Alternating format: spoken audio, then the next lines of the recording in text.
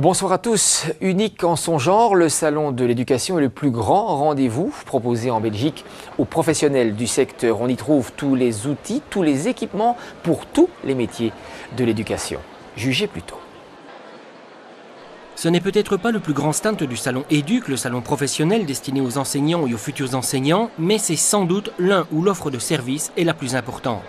Il est vrai que le Hainaut, en matière d'école, ce n'est pas n'importe quoi. La province de Hainaut est le premier pouvoir organisateur après celui de la Fédération Wallonie-Bruxelles.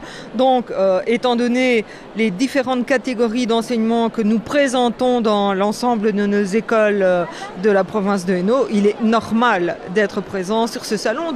Et nous mettons tout en œuvre en termes de pédagogie pour toujours avancer, pour faire en sorte que nos jeunes aient vraiment un projet d'avenir. Et c'est en plus, je veux dire, dans la déclaration de politique communautaire, une volonté forte que l'école retrouve sa place et que grâce, je veux dire, aux jeunes diplômés, l'économie puisse continuer à fonctionner.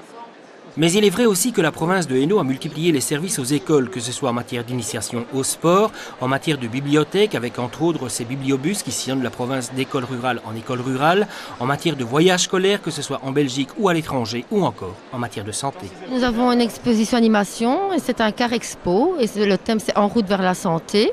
Alors l'objectif de l'outil, c'est contribuer à la lutte contre l'alimentation déséquilibrée. Et les objectifs aussi, c'est d'apprendre aux enfants, aux élèves de s'alimenter plus correctement et donc d'avoir une alimentation saine.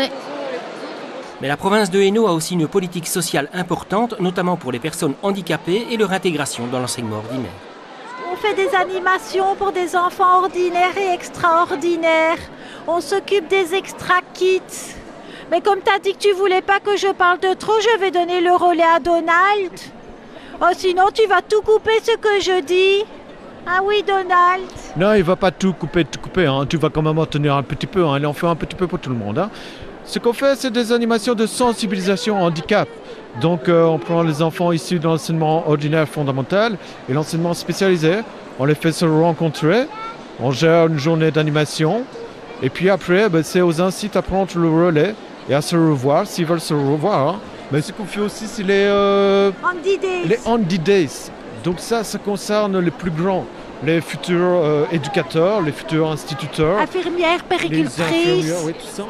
Et là, on va dans les écoles, donc c'est dans les hautes écoles, hein, c'est un peu plus sérieux. Hein. Mais ils ne font pas souvent quand ils nous voient. Hein. On les met en situation avec des petites scénettes théâtrales et c'est à eux à réagir le mieux possible.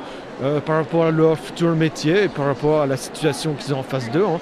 Par exemple, un éducateur, ça va sûrement lui arriver de gérer un enfant ou même un ado qui a des problèmes un petit peu de comportement, qui est un petit peu foufou.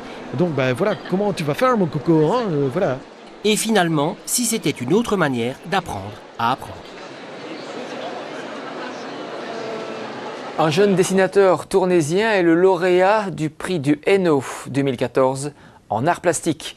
Dialogue Hainaut l'a rencontré et tenait à vous le présenter la semaine prochaine. À très bientôt.